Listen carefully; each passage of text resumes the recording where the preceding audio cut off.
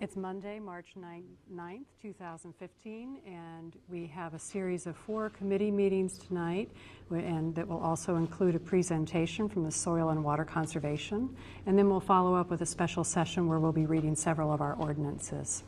So we'll begin with City and Safety Services Committee. Councilmember Patterson. Thank you. Again today, Conservation District, you were here a year ago, I believe. We were, yes, we were here about a year ago, and Abbott did a presentation then, and we're going to do a follow-up to some of the things that we've been working on through the Memorandum of Understanding, or the mutual agreement that we have with the City of Athens. Great. So, thank you. That's okay? I'm going to go ahead and get started? Absolutely. Okay. My name is Kathy Bobo. I'm the district manager with the Athens Soil and Water Conservation District, and I am here tonight to give you an update on the work that we've been doing as it relates to the mutual agreement that we have with the City of Athens. Just a real quick background, the Soil and Water District has been partnering with the City of Athens since 1991 to provide technical support to citizens and developers that are required to follow the City Code 27, the Land Development Ordinance. The Land Development Ordinance sets standards and specifications dealing with soil stabilization due to the slip-prone soils that we have in the county, as well as erosion and sediment control during development. Since our last report, the office has provided 9 home site investigations and evaluations and general technical assistance to landowners within the city and the 3-mile limit. That's what it covers. In 2012, we expanded our technical expertise to the city to address City Code 5.07, the stormwater regulations. And the mutual agreement outlines both the technical and educational assistance from our office. I'm going to talk about the educational assistance, and then Abbott's going to talk about the technical assistance that she's providing in relation to the stormwater report.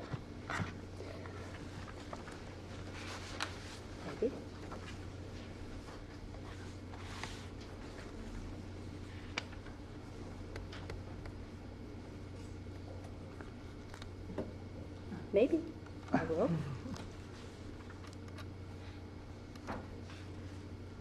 There we go.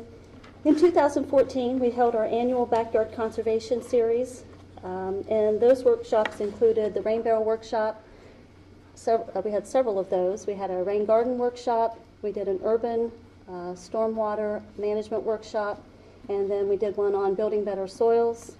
And we also partnered with the Office of Sustainability and Community Foods Initiative to hold an organic lawn care workshop for residents in the county, and that just gave them an alternative for lawn care practices that they could, look at using organic fertilizers and different things to help with water quality in the city. We are planning for another one in 2015, and in your packet of the folder that we gave out, there is hot off the presses, a brochure for the 2015 Backyard Conservation Series. Some of the youth education that we provided to in Athens was, one to note, was the 3rd grade Water Fest, and that is held at the Athens High School. And if you haven't been a part of that, you're more than welcome to come to that. We invite all 3rd grade county and city students. We have approximately 400 3rd graders running around the land lab out there. We partner with the ecology classes to do some peer teaching, and then we also have local agency professionals that are also doing workstations or stations that deal with water quality issues or water quality issues. Let's see. And then outreach. Some of the outreach that we did last year in the city was Abbott developed a stormwater display, and that was displayed at our annual banquet, the Athens City Safety Day, the County Fair, Athens Public Library, the Home and Garden Show, which was the first year that we did that last year, but we were very well received, and we thought that that provided us a good avenue to kind of showcase what we're doing in our office and also what Abbott's been doing with the city work for the stormwater regulations. So we're planning on doing that again this year. And then we also displayed that stormwater display at the Urban Stormwater Management Workshop. We've developed a website And so we have a lot of our programs and services that we offer on our website. And there is a tab that Abbott, we update, and that also shows the urban stormwater program that we're doing. And again, the Home and Garden Show. We also have articles that go out in our newsletter that we send out to over 1,600 people, and also through email listservs that are also talk about our stormwater program that we're doing. A couple other things I wanted to mention real quick that are upcoming projects, and hopefully we'll be able to update you on these at our next presentation, is that we're also going to be working with, in the West Side neighborhood, doing a storm stenciling program. We're working with our education coordinator and Andy Stone to put together a storm stenciling program on the West Side, in the West Side neighborhood. So that'll be interesting. I think it's with 6th grade students and high school students that are going to be doing that. Do we know, or do you know what the stencil's going to say already? Was it going to say this water goes into the Hocking River? Yeah, something similar to no dumping, drains directly to river. Those are some of the details that we still need to work out and get approved through Paula and Andy. So doing some hang tags on residential in the homes there, so that people know what we're doing, what they're going to be doing, and then also working with the students to go out and do some of that. So it'll be interesting. It'll be fun. And then the last thing that I'll leave you with is potentially designing a rain garden at the Columbus Road Bike Path Extension Park. I'm not sure what the exact name is of it yet, but it's property that was recently acquired by you on Columbus Road. And so we're looking at maybe putting in a rain garden, assisting the city with putting in a rain garden on that property. So it's exciting and it's fun, and we thank you for the opportunity to work with you on this project. I'm going to turn it over to Abbott Stevenson. Hi, I'm Abbott Stevenson. I'm the urban conservation technician for the Athens Soil and Water Conservation District, and I partner with the city to help implement the stormwater regulations for the city. Okay, and I'm here to update you on what we accomplished in this past year. So far we have not been required by the Ohio EPA to obtain a permit for our stormwater. We are expecting that to happen, but we have not been required to do that yet, so we are still kind of in a holding pattern. In the meantime, we are continuing to prepare for that, and so we're working on the draft stormwater pollution prevention program, which is basically, once you get a permit, you have to write a plan on how you're going to comply with the regulations. So that's in the works. It's an ongoing process at the moment. During the year, this is where I feel we've made great progress. Is the regulations require plans to be submitted for residential and commercial development in the city, and this year we were successful in getting everybody who has a project on board with submitting a plan, and so I reviewed 37 stormwater plans for the city during the year. And there were a couple of projects that I feel were quite a success in that they included green infrastructure, which we weren't seeing prior to this year, to my knowledge. Now I've only been in this position for a couple of years, so. But the surgery center is going to put in a bioswale. This is for post-construction control of stormwater. So it's not during construction. They have other controls for that, but they have. This is to control the runoff from the roof and the parking lots. And then, wait a minute. Oh, there was another slide I wanted to mention. It's not in here though. I must have deleted it. Which was the McCracken Hall at Ohio University. When those plans first came in, they did not include any green infrastructure, and they were revised somewhere along the line, and they now include several green ideas, which is wonderful. There's a couple of bioswales. There is permeable pavement proposed, and there's also a green roof. So I'm pretty excited about that project too. So then we also started inspecting in earnest. I did 81 inspections of 42 residential, commercial, and OU construction sites. Okay, there's my slide. Okay, so that's McCracken Hall. Okay, so these are typical sites that I look at. This is a commercial site. This is a residential site. This commercial site, we requested that they address this situation because there's no control on this barren area, and we were successful in getting them to seed and mulch it. So that's it's a work in progress. We're working on it.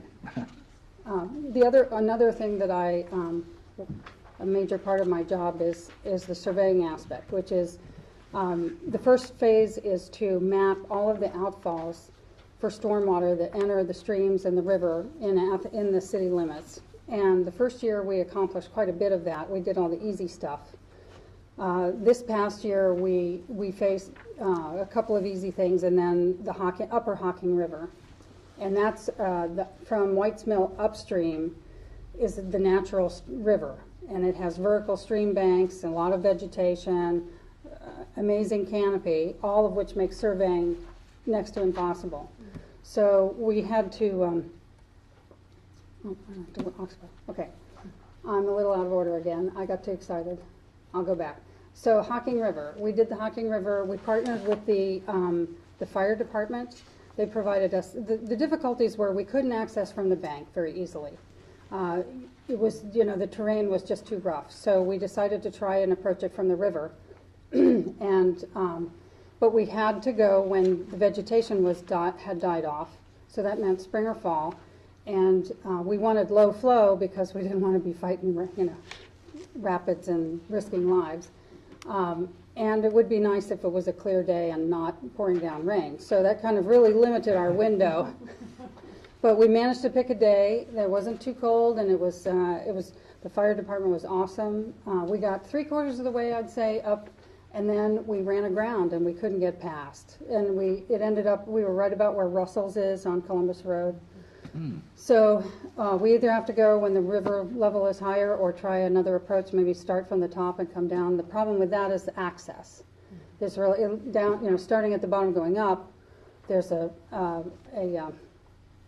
place to access the river there at the park. So, all right, now I'm going to go back.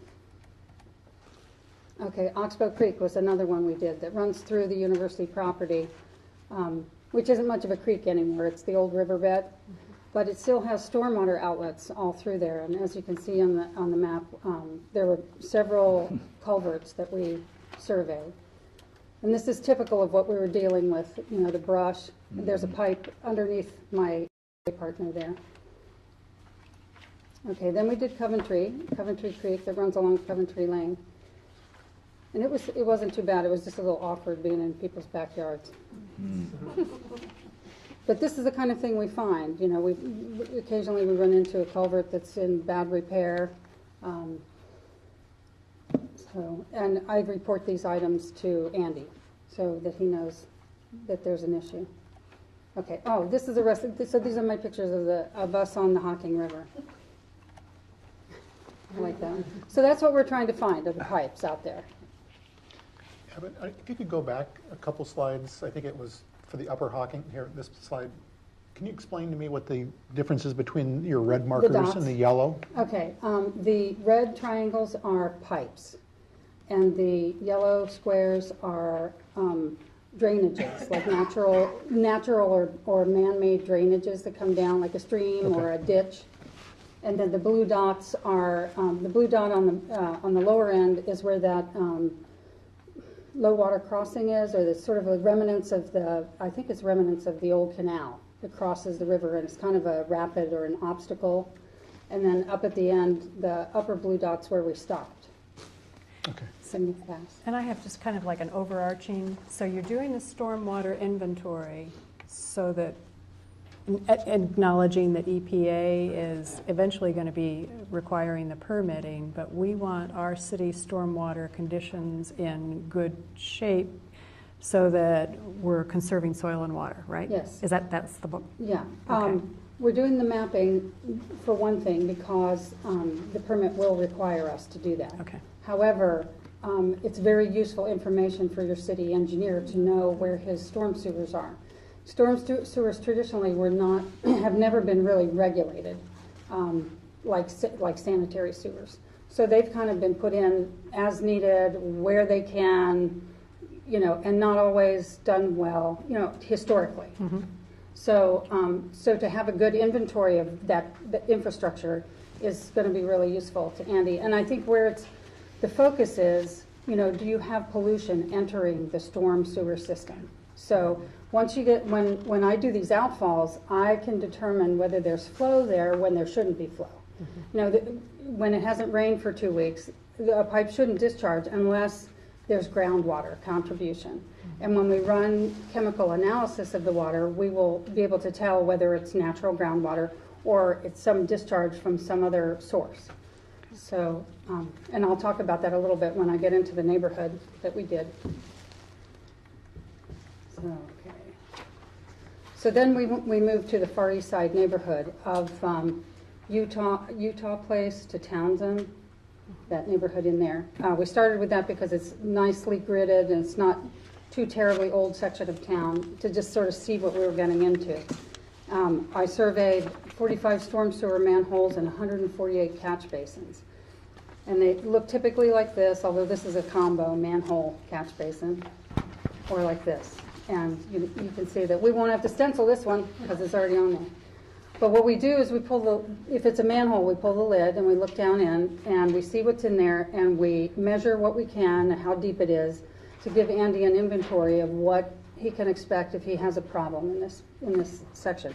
And this is quite a bit of work when not all of them are shallow like this and you can see, and it's a bright sunny day and it's 8 or 10 feet deep. You can't see down there no matter how good a flashlight you have. And we're reaching, in and trying to, we're not doing any confined space entry. So it's not an easy thing to do. It'd be so much easier just to GPS the tops and keep going. So it's kind of a slow process. And this is what, I end up making a sort of a diagram of what I encounter. And sometimes what we encounter totally doesn't make sense. There are pipes that come and go, don't know what they're connected to. So it's kind of a very interesting job too. So this is the neighborhood we did. It's not too detailed, so you may not be able to see, but it's the same thing where we have pipes, we have manholes, and we have storm sewers. I'm sorry. The manholes I can't tell, I think it's the red. The manholes are the red and the catch basins are the yellow. So we did the whole neighborhood. So this just shows you for comparison. In 1 year I did that area and I've got the whole city to do. So I'm going to be busy. It's going to take a while. Okay, and then once we GPSed everything, and when we were looking down in these sewers during dry weather, in some areas we're seeing flow, and we're trying to understand what's going on. Why is there flow? We know actually from last summer's work, a year ago, or actually close to 2 years now, that some of the outfalls on the river have pollution in them. So the storm sewer that this system drains to had pollution in it last summer, or when we sampled it in 2013.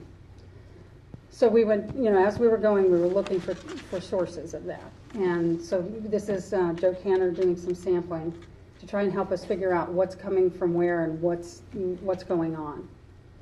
And there's our analysis. And I wrote a report on this, and Paula has a copy. This is another problem that we ran into in the neighborhood. There were paved over storm sewer manholes. So they need to be unearthed. And the problems that we found in the neighborhood were all reported to Andy. Okay, and this is my final thing. We partnered with the city on the West Union Sustainable Stormwater Project. And I'll just briefly cover it because it's not finished yet. When it's finished, we will actually this summer during the Backyard Conservation Series, we're doing an episode on stormwater, and part of that will be a presentation on that project, on the Union Street project. So it basically consists of 3 elements. It's grant funded, and it's about stormwater control in this area of town.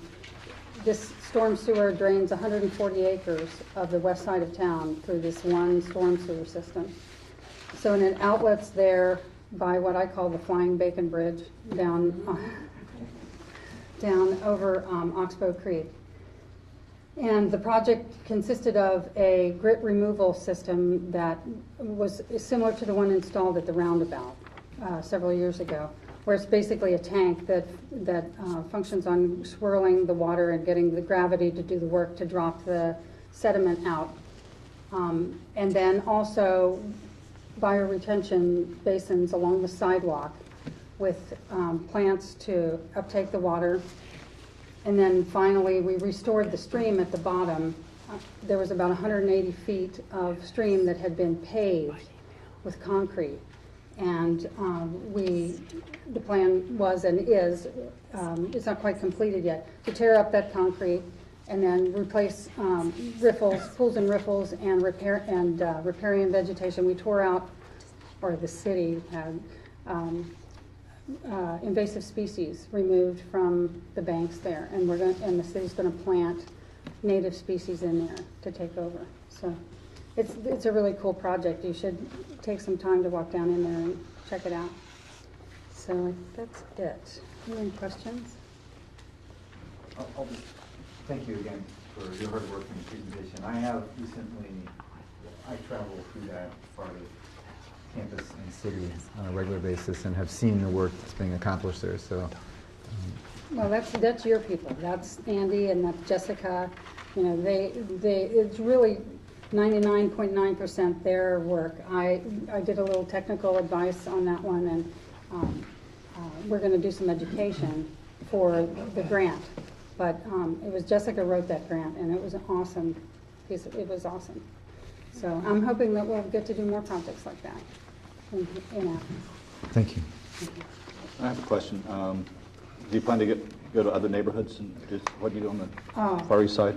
Yes, we're moving slowly. Andy asked us to go. I said, you know, how do you want us to approach the city? And he said, well, why don't you just start on the east side and work your way through to the west side? So that's the plan. I'm not looking forward to when I get uptown because it's going to get crazy. And I work with one of the sewer crew guys, John Frost, who has a lot of historical knowledge of your system, and he's awesome. So I did want to thank, you know, the fire chief and his crew, and Andy and his people. I mean, they've all been awesome, and in helping me with this job. So, yeah, thank you.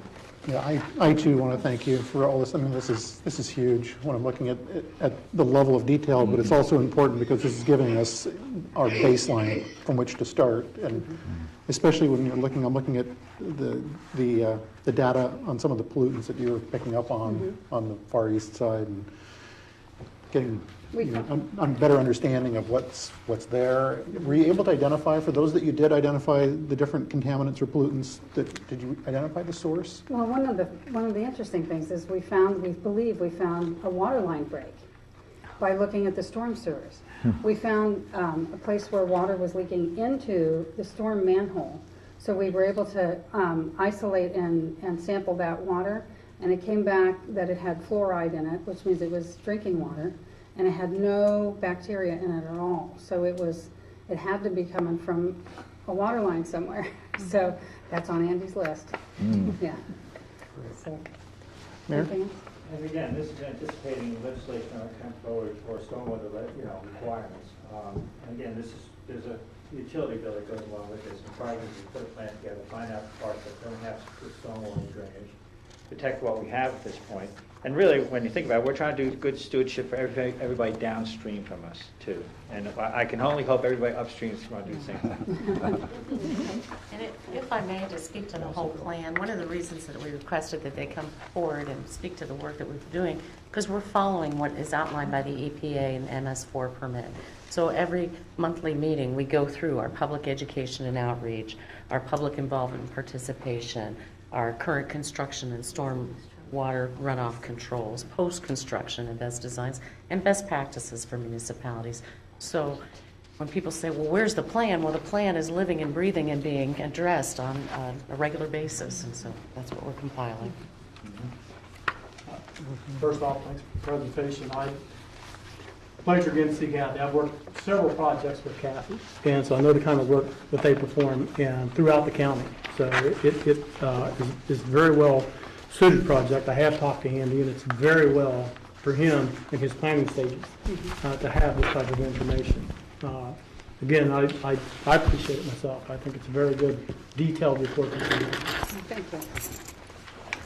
Please take some time and review the information in the packets, and if you have any questions or anything, feel free to give us a call and stop by the office or whatever we can do to answer, and we'll try and do that. Okay? Thank you, Bob. Thank you.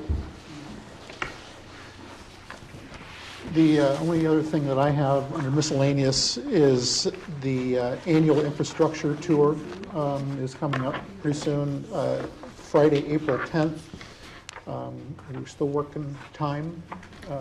We're open, but he did suggest, did you want to do a 10 to 2 and lunch on the bus kind of a thought? Lunch on the bus. Lunch on the bus. That's a Friday. Yeah, can we have lunch under the bus? Friday, April 10th, 10 to 2. And I assume, again, that'll Friday. we'll meet up here at the city building and move forward. Excellent. Great. Mayor? A couple of miscellaneous. One is that we put out a joint letter with the Ohio University about the spring festivals. I think it's in the press right now, so just so people know about it. The other one, of course, is that we're putting together a flyer for the spring festivals to shoot out in the neighborhood sometime this Thursday, Friday, because they're happening real soon. And the last thing, which is not really services, but Kiwanis is going to have their pancake day this Saturday, just so you know. And it usually goes all day if you like pancakes. Where's it at? And it's for a good cause. I'd like to say, I noticed that in the A-News, they were talking about Numberfest and how they were trying to negotiate with Uber to get taxis in and out. And I want to know how that, with the passage of the updating of our definitions.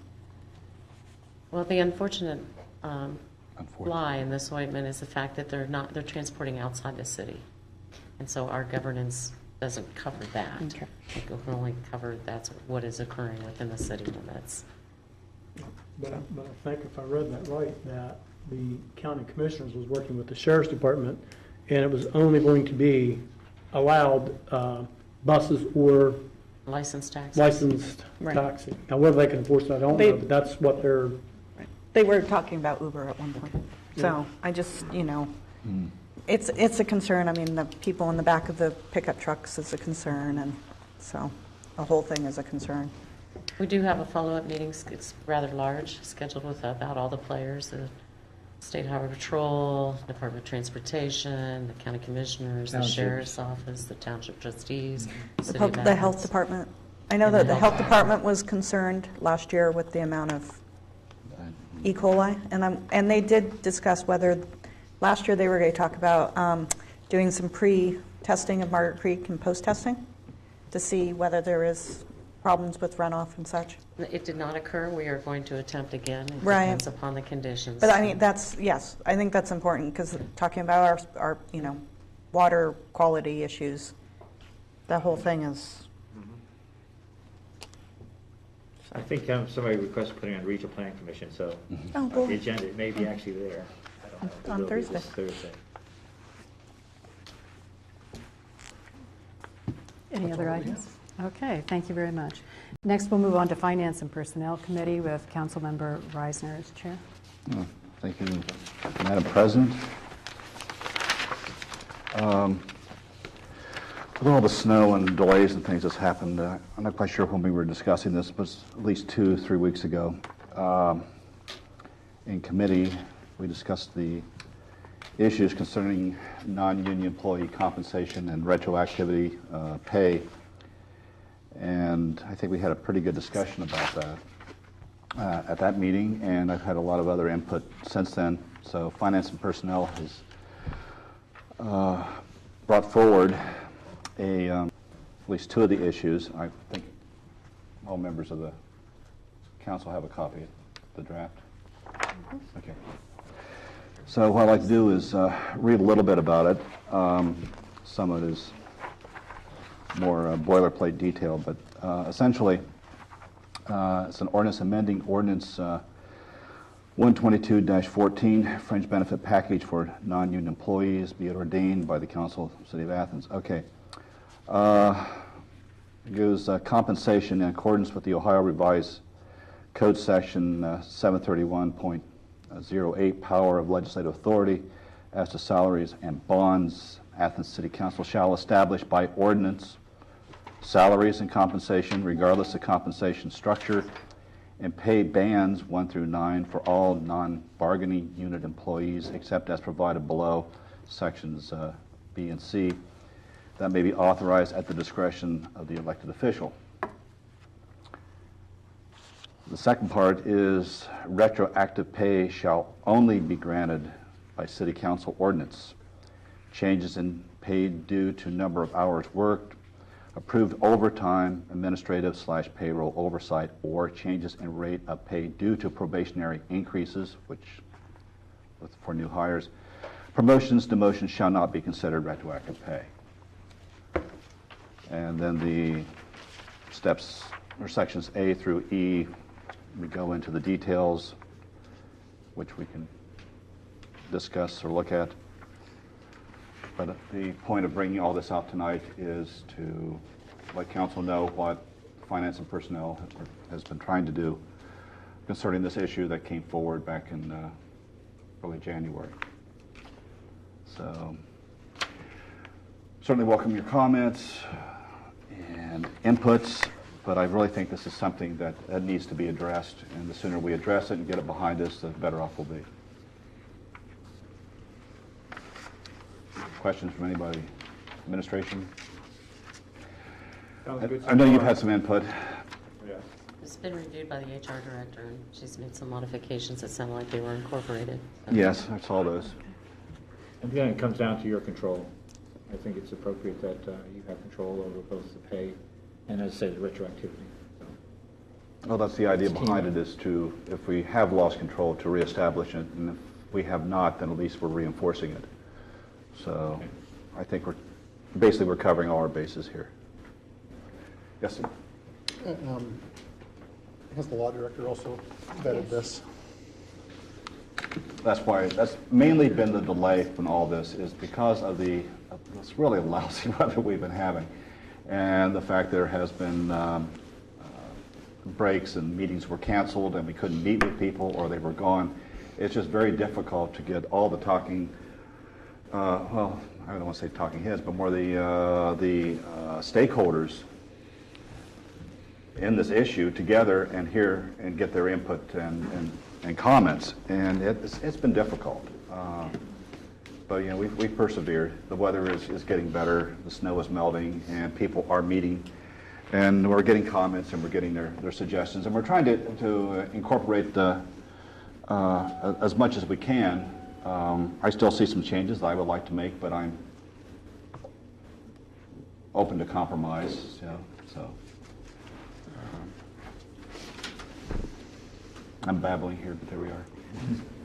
Well, Councilmember Reisner, we appreciate the efforts, and I think what this does too is make some of a consistent kind of policy, and it makes it explicit for us, so that we can be we can know the expectations of what council member roles and responsibilities are. This proposed ordinance is not an attempt to address all possible issues of the personnel employed by the City of Athens. There are other issues out there that will be addressed by other ordinances as more facts become available and suggestions are made. But this is to address one specific issue that came forward back in January, and I think we shouldn't lose sight of that. I know some people like to extend it more to cover other perceived problems and issues, but this is not it. This is not its intent, and I think we should stay focused on one issue at a time. Later on, when I believe the HR department is looking at AAQs are in process right now. yes, And job surveys, I know that will start up soon, in terms of their salary ranges. right. And that usually also comes out of the High Municipal League, regularly puts one out too, so we can double check with other entities. Okay. I guess that speaks to my question, which is, why are we not seeing anything here about merit-based pay? And so it sounds like what you're saying is that's a separate issue, not covered by this ordinance, That's correct.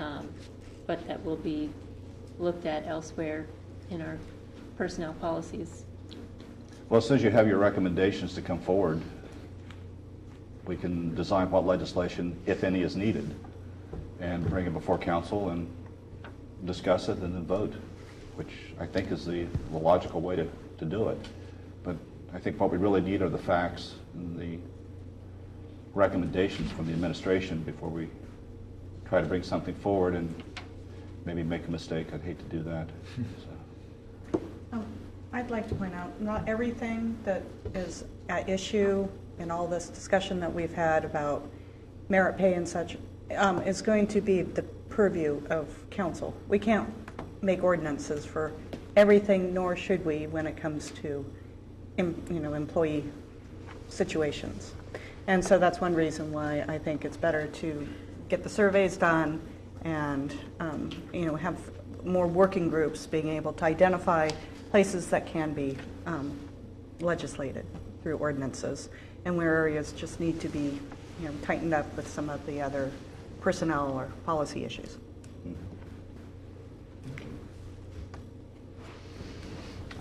Anything else? Well, I just wanted to draw attention to in section 1, item E, where it does talk about there is a review that should be conducted every other year by mayor, service safety director, and human resource director, and that includes a pay study with looking at other municipalities. So I think that's another helpful guideline for us to make sure we're following that. Well, certainly keeps new data coming into us so we know where things are.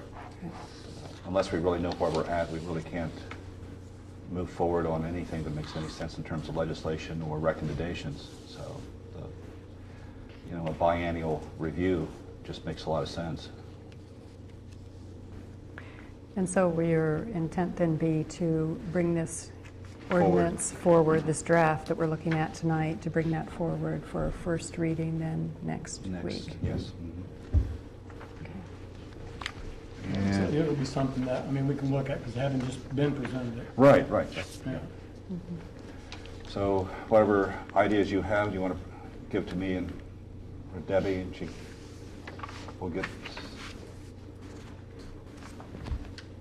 If we can incorporate it, we will. If not, then. But of course, the more changes we have to put in, that means more reviews we'll have to do. So try to keep it reasonable.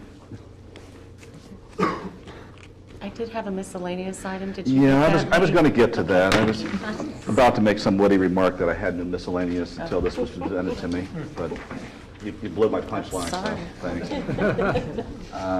Yes, I do have miscellaneous, or unless want to continue the discussion. Okay. Miscellaneous.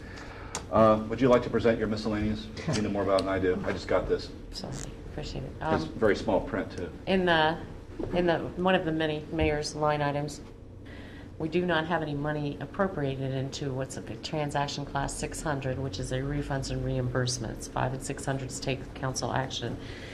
We've had applications and are doing the standardized way that if it's a police or fire application, do the level of background coverage and what we have to put into that. We charge a simple $20 fee.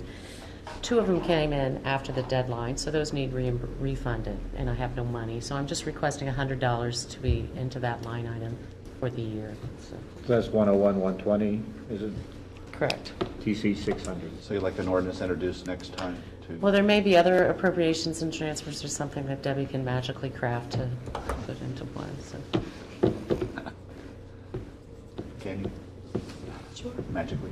Everything she does. Yeah. So it's just $100, is that it? Well, I it's quite- believe so, because that would cover 5, there are 2, and if we have 3 more in the year, we're going to put in better processes. Oh, I see. So that doesn't occur. Okay. So it had to be received by 4 o'clock last Friday, a week ago Friday. When was the last time? And they were postmarked, but that is not the same as being received, so we need to give them that back. Okay. Any other miscellaneous? You foresee any other bills that need to be? Don't know, but I was going to ask for suspension on that next Monday so that we could get that processed. You want an emergency and suspension? You don't need an emergency, they tell me, under appropriations. Okay. What about the bridge stuff? Okay.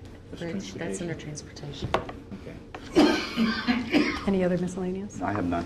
All right, then we'll move on to Transportation Committee, and chairing that tonight will be Councilmember Cochran. Thank you. We have several items on the agenda under Transportation Committee, the first of which is the South Side Bridges project. We need to appropriate $65,000 for design and engineering of this project, which is an Ohio Public Works project slated for this summer, I believe, and it will include the design. That'll be coming from the 220 line for the street fund, and that will include the Hooper Street Bridge on Richland Avenue, as well as the Richland Avenue Bridge in front of the Stop and Cop, and the Dairy Lane Bridge past the curve. I'm having a hard time visualizing which curve that is, but near the playground, is that correct? Okay. I think I went over that one, ice-covered when this past snowstorm. And so all very important projects that will be taking place this summer. And do you have anything to add to that, Service Safety Director? Covered it well. Design and engineering, you know that we can't let that until after July 1st, but that would be our local share anyway for design and engineering, so. Okay, that answers my question. So And- that's our local share for the grant portion that we received the announcement on last week. It's a $400,000 grant. And I That's just, not the totality of our local share, but it's a portion of it, it's a Okay. component, so. and I do have just a question. So it'll be just doing basic repairs to those bridges? Repairs for load ratings for the 2 on Richland. Okay. It looks like a full deck replacement on Dairy Lane, which means, in high probability, that bridge will be closed for a period of time. Okay. We'll try to do it as rapidly as we can, but it's so narrow and so tight, we can't see even maintaining a lane. So we'll be in good communication with the dairy barn and with others, but it'll have to go the other way, either Elliottsville or coming off of 50, Blackburn. Will the Dairy Lane Bridge be widened as well? I mean, that's probably one of our narrowest bridges in the city. It's, Again, it'll probably come from the design engineer who Sure. will do that, but That's what the the idea is to 65,000 is for. improve it and make it safe. It's our lowest rated bridge in the right. city, so. And would there be enough right-of-way in that area if they had to widen it? Have to look at the environmental impact as well, so. So the second project is the Stimson Avenue project, and that is part of a Small Cities project, which we will be looking forward to in 2018 and 19, we hope.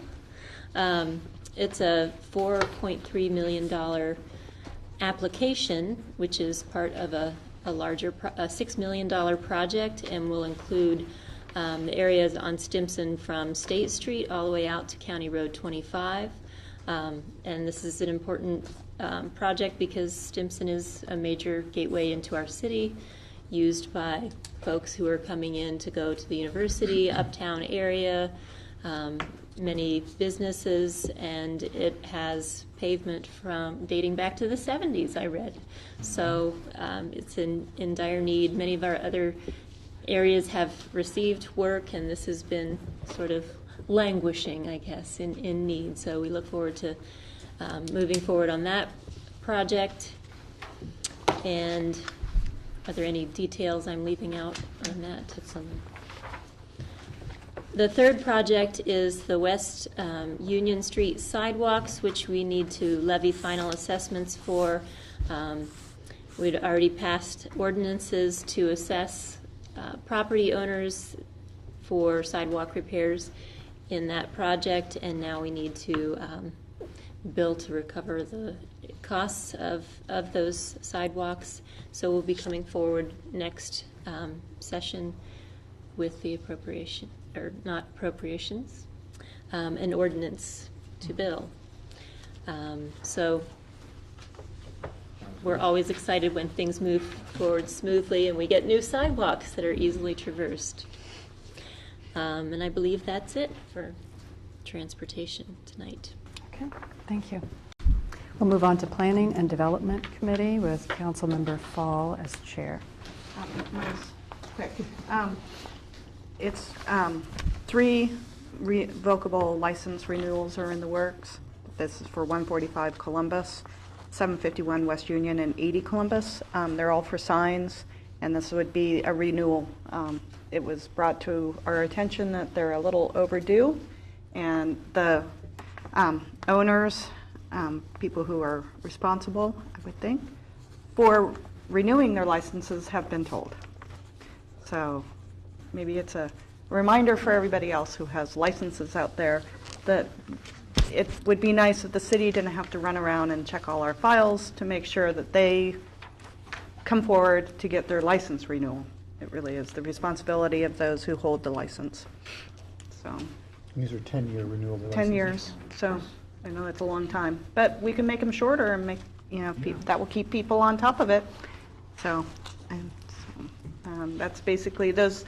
The letters went out, so they'll have to go through the application renewal process, and then when they complete and everything's been signed off, I will bring it forward. I have a question. Obviously, that needs to be done, but for these signs and their licenses, if a business is sold and ownership changes, does the new owner then have to go and require us a new license? Or, does it start over again with a new license and their name? Or do they inherit, as part of the business deal, that sign and they get to keep it? No, they have to, because it's the name. It's on the owner's name, the business is on the license. So if the business is, sold, then they have to renew their license. If they're aware of that. Well, it's something that you have easements, and if you do due diligence at looking at deeds, the renewal should be on there that you have a right-of-way license, and it should be, put in the paperwork. I certainly wouldn't buy a piece of I'm just property wondering if that without. might explain why some of these are sort of falling through the cracks. Maybe the ownership changes, and someone is they just forget about it, or they don't know. Well, about 10 it. years is a long time, but, it maybe Good is a point. time for just everybody to look at, they have a sign and they have a license, they need to know. It's just, sometimes it happens and the city will identify it, but, if we have hundreds of, our time is, the code enforcement office has better things to do with their limited amount of time, so. Well, maybe we could set up something so, when daylight savings time comes in, you had to change your clocks and your battery. And you check your renewal. You check your revocable licenses. Right. Anyway, Mike had some Get a new miscellaneous, toothbrush. so some announcements. So why don't you do that now? Because we don't have it I was under. at the Historical Society meeting this evening, and right before the meeting, they said they got notification about 45 minutes before their meeting, but anyway, the PSAC demolition has been postponed at Ohio University. I think Paula has a little bit more on that. Well, I just received notice at the end of the day from AVP Joe Lally that they are pulling it from the March Board of Trustees meeting due to site conditions. I do not have a full picture yet on what site conditions they've discovered there. So it will not be going forward at the March board meeting at the end of this week. Whether it will be brought forth at the June or cannot say yet. So. Okay. And then also they're having the Athens City Historical Preservation Commission are holding a public presentation tomorrow evening down at the community center. the Frank L. Packard Architectural Realities of Midwestern Architect, and it'll be again at 6:30.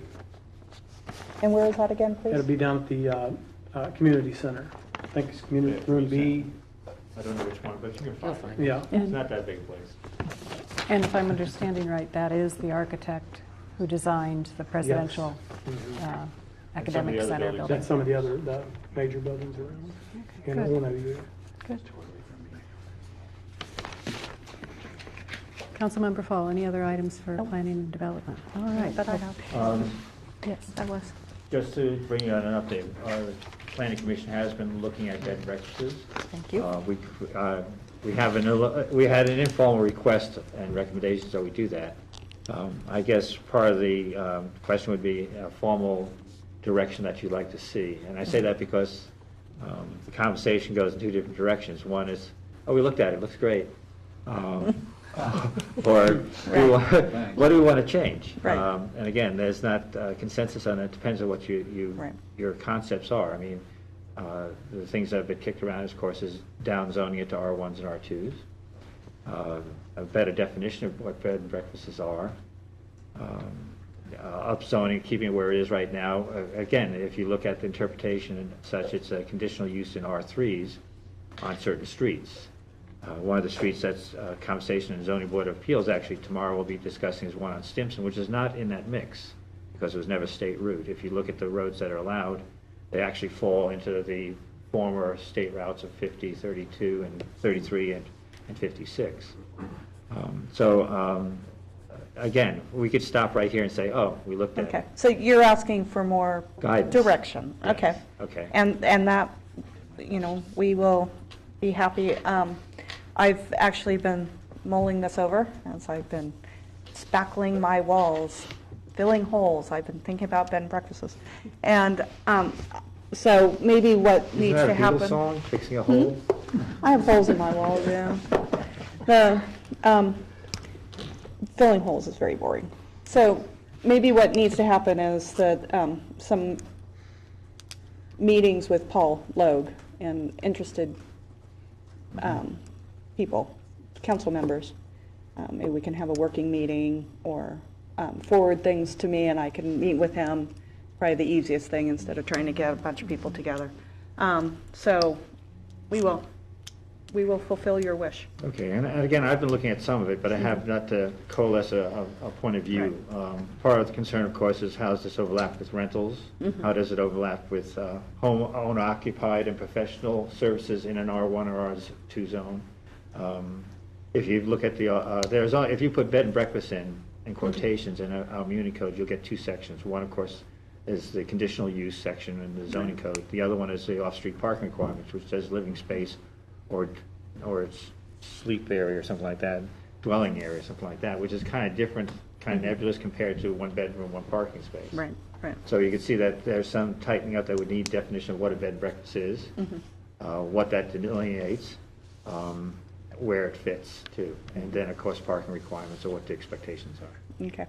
And I don't mean to chew it all up, but I just I met with the neighborhood associations at 4 o'clock today, and that was one of the discussions, and there was a split within them too, saying we'd like more, we'd like less. We Right. want to see it up. Well, I think that with having you start looking at it and identifying what needs to happen and the areas that we need to explore as a community and as council, I think is important. So. Okay. So. Okay. Thank you. All right, thank you. And so we finished with the 4 committee meetings, and we'll now move into special session where we'll be looking at 4 ordinances for reading tonight. So our first item of business is to establish a quorum, and we do have that tonight. We have 1 council member who is not with us, but we will move forward with these. Ordinances for third reading. The first one for our consideration is Ordinance 20-15.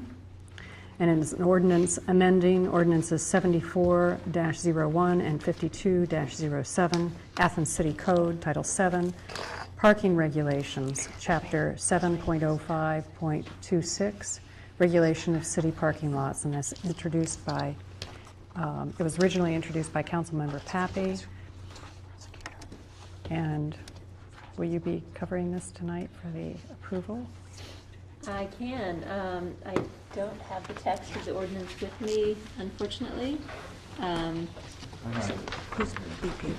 It looks like Member Butler has. There you go. Thank you. So this is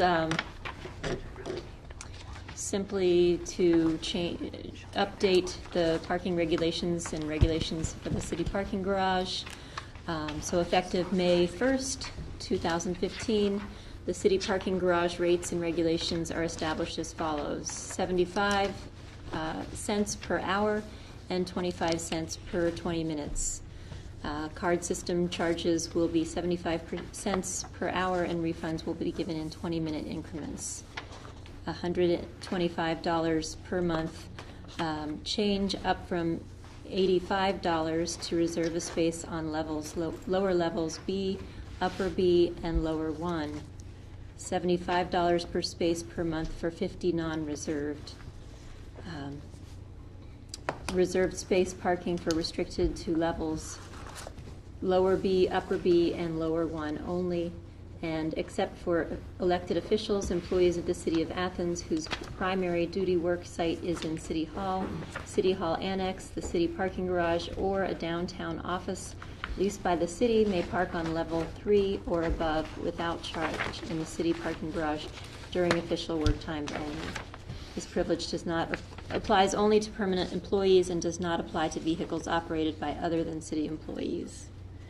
So the point of this ordinance is to increase revenue to pay for upgrades to the parking garage.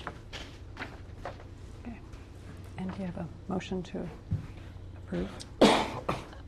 I move to approve this ordinance. Second. Okay, we have a motion and a second for approval of ordinance 20-15.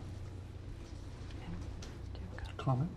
Yeah, I do want to make a comment on this particular ordinance, and that is that I've heard from someone who is a leaseholder in the parking garage and has some serious concerns over the rate increase, which is roughly a 47% increase, and feels that it may put him in hardship for being able to move forward with his profession, or at least using that parking space, I should say.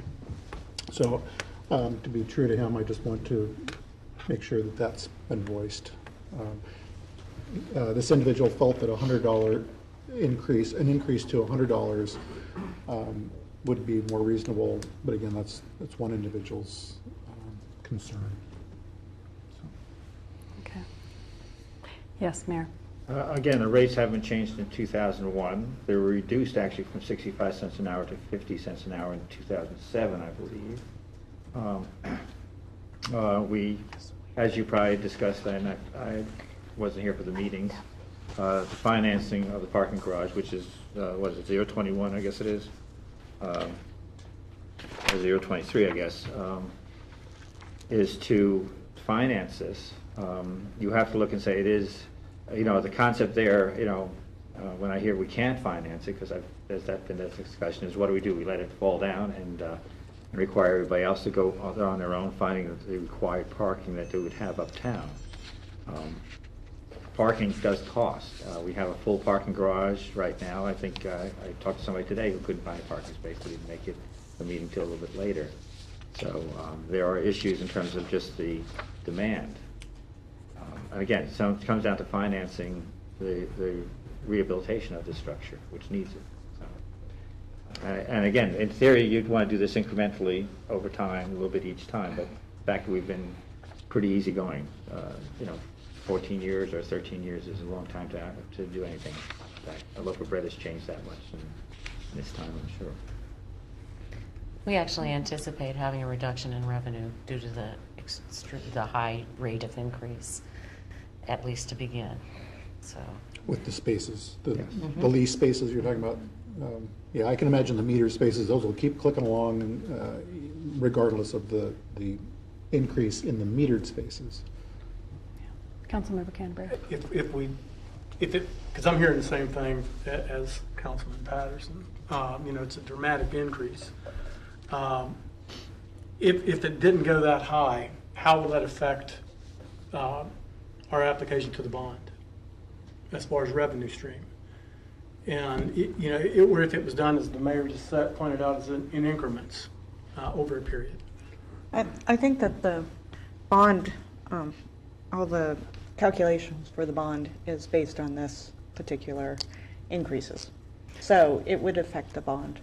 I mean, I think that we have to be very careful about looking at our revenue stream coming in, and maybe at a future date, we can try to figure out something, have, someplace, the super top floor that is cheaper or something to help alleviate some of the problem. However, I haven't heard much from people. I think attitude a lot of people is that it's a whole lot cheaper than Columbus.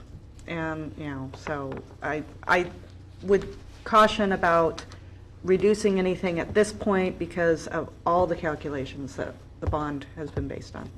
Between this and the staffing ordinance change, Right. moving the custodian, I think it's all calculated in. Yep. Yes, my fear would be the same. I'm the one sitting here asking for a suspension tonight in order to get going with a parking garage project. And so if we step back, that's just going to set this project back. True, and I also know that it is cheaper than Columbus, but the wage disparity between Columbus and here is a whole lot different too. Mayor Wong. Realize, historically in 2007, they backtracked on the cost for the meters. I mean, if in 2 years the revenue looks adequate, they could always look at that and say, let's go back. I would hesitate to recommend that, actually, mostly because whether it's the meters or even the reserve parking. My understanding is that the reserve parking is pretty much has been a premium. It's not like they're not being bought all the time, too. So, again, it comes down to supply and demand on that. And what is that OU charge for their parking to, like, faculty? I don't know. I think it's more than. I think it's 75 cents an hour. No, he's they're, talking about they're the- Oh, I'm sorry. By I the see what you're semester. saying. There are That- reserved spaces in the parking garage. I hear different And I don't know. But I mean, professors saying different costs. Yeah, I mean, and it's kind of a stealth. Employees are paying as well. Yeah, so. employees and faculty. I mean, you have to opt out for them not to take money out of your. So if you walk every day, so and it's like $300. I mean, it's a chunk of change. $300 a year or a semester or what? Well, since we opted out, I'm not 100% sure. But from what I've heard from lots of faculty, it's expensive. So from what I'm hearing from the comments here, we do have a motion on the floor, a motion and a second. We've commented on the rate increases and decreases occasionally. This is a proprietary fund. We are trying to balance our revenues and our expenses to pay for several $1 million of parking repairs. So we have a motion and second, so I'd like to ask that all in favor of this ordinance signify by saying aye. Aye. Those opposed, saying nay. The motion is carried. Ordinance 21-15 is an ordinance authorizing improvements to the municipal parking facility. This was originally introduced by Councilmember Pappy. And this ordinance goes along with the previous one to begin moving forward on improvements to our parking garage. And it states that be it ordained by the Council of the City of Athens, the Service Safety Director is hereby authorized to advertise and accept bids where necessary and enter into contract for improvements to the municipal parking facility. The Service Safety Director is hereby authorized to expend up to $2 million when funds are available from the Parking Garage Fund 730 TC 500 for said improvements. Do we have a motion And to I approve? move to approve ordinance 2115. Second. Okay, we have a motion and a second. All those in favor signify by saying aye. Aye.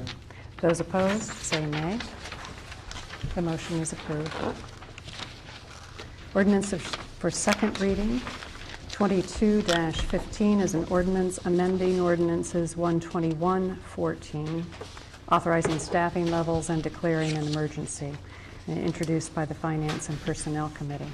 I move that we please suspend this evening because it has to do with the parking garage part of it, and in order for all the pieces to come together, It would be nice if we didn't have any outstanding ordinances.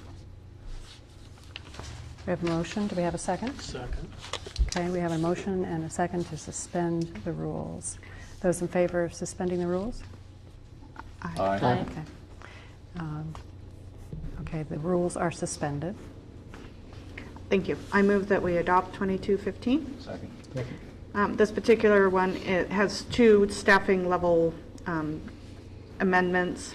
One is to identify the prosecutor as being actually what the job entails, and the one that's more time sensitive is the movement of the custodian from the parking garage fund to the general fund. Okay. And did we have any comments? Okay. We have a motion and a second for approval of ordinance 2215. All those in favor signify by saying aye. Aye. Those opposed signify by saying nay. Okay, the motion is approved. Thank you. We have an ordinance for first reading. This is 23-15, an ordinance authorizing the issuance of not to exceed $2 million of bonds for the purpose of paying part of the cost of renovating the city's East Washington Street parking garage and declaring an emergency. This is introduced by the Finance and Personnel Committee. Well, this is the crux of it. We're finally there. I can read part of it. Whereas this council, City of Athens, heretofore by proper legislation determined the necessity of renovating the municipality East Washington Street parking garage, quote, the project. This is the ordinance that actually starts to move the company that will go out and get the direct placement for the funds necessary to pay the contractors to renovate the garage. So this is the key piece of legislation. This is what we've all been striving for, so I move that we'll have to suspend the rules, declare an emergency, and get this thing done. So first of all, I would like to make a motion to suspend the rules. Okay, we have a motion and a second to suspend the rules. All those in favor? Aye. Signify by saying aye. Opposed, nay. And the reasons are what I just stated heretofore. Okay. That's a great word. The rules have been suspended. Okay, I make a motion to adopt ordinance 2315. Second. Okay. Again, this is very time sensitive. We've got to get this thing moving. The contractors and our Burgess and Eiffel, the engineers, they're wanting to move on this immediately. We should have, by their time schedule, had this thing done in, I believe it was February, wasn't it? We're into March. Close. Correct, we've lost 2 weeks, but We've lost 2 weeks, we'll but- see what we can make up. We'll blame the weather for That's it. right, Yeah. that's right. So I make a motion to Okay. And we did have a Adopt. second. So we have a motion and a second for approval of ordinance 2315. And I know this has involved a lot of organizing and detail work by a lot of different offices in the city, the administration, the mayor's office, also the auditor's office, been our instrumental. council, our clerk of council. So a thank you to all of them for helping us move along on this. Yes. And again, just to kind of reiterate what City Safety Director is saying, this is time sensitive. I mean, we're dealing with schedules, we're dealing with university schedules. There's a lot of players that come into play, and that's why we suspended the rules in this so that we can get this finally going. Good. So we have a motion and a second. All those in favor of approving ordinance 2315 signify by saying aye. Aye. Those opposed signify by saying nay. The motion is approved. The ordinance is approved. And that is the last ordinance we have for consideration tonight. Do we have a motion for adjournment? I so move. A second. We have a motion and a second. All those in favor of adjourning our meeting tonight signify by saying aye. Aye. Those opposed, nay. Nay. We're all in favor. Okay, we are adjourned at 8:11 p.m. Thank you.